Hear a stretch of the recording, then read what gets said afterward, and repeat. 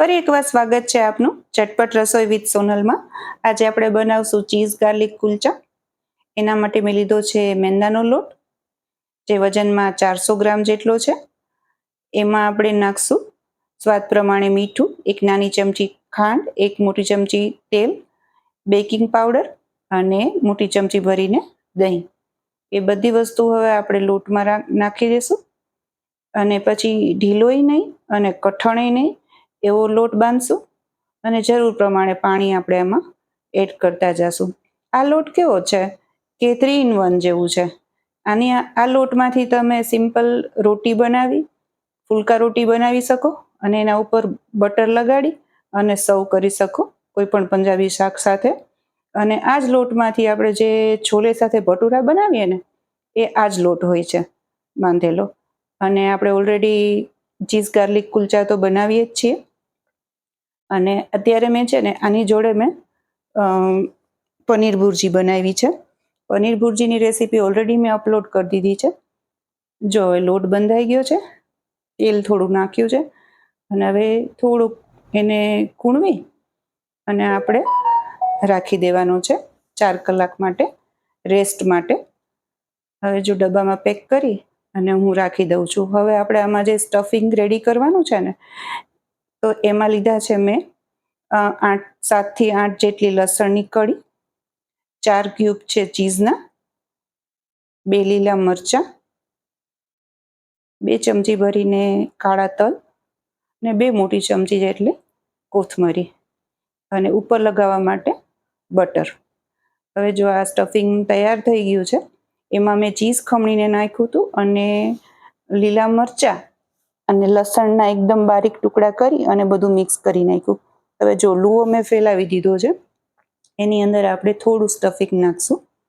આપણે પૂરણપૂરી કરીએ કે આલુ પરોઠા કરીએ એમાં કેવી રીતે ભરતા હોય અને લુઓ તૈયાર કરીએ સેમ એવી રીતે જ કરવાનું છે, પણ આમાં સ્ટફિંગ બહુ થોડી માત્રામાં નાખવાનું છે।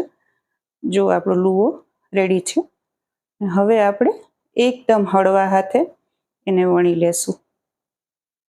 આ કુલચા છે ને ટેસ્ટમાં બહુ સરસ લાગે છે, તમને ઘરે બનાવવાની ખૂબ મજા આવશે। જો આપણો કુલચો આ વણાઈ ગયો છે।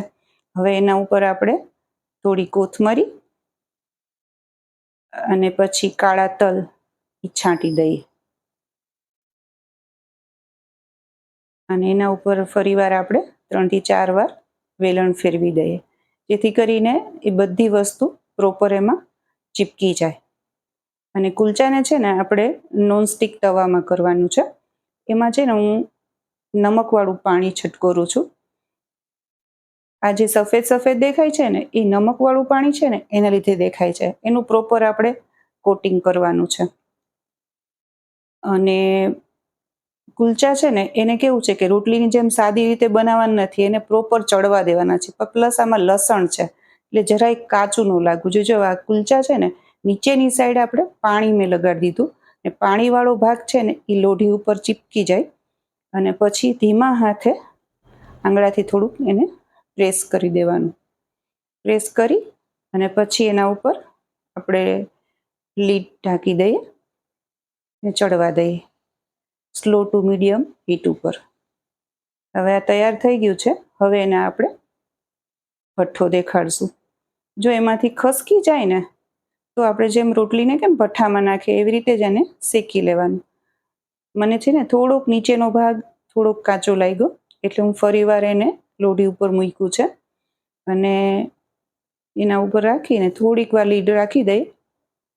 જો તૈયાર થઈ ગયો આપણો કુલચો અને એના ઉપર બટર નાખીને સર્વ કરશું। તમે આ રીતે જરૂરથી તમારા ઘરે ટ્રાય કરજો। તમે બનાવો, મને કોમેન્ટમાં જરૂરથી જણાવો કે તમને આ રેસીપી કેવી લાગી।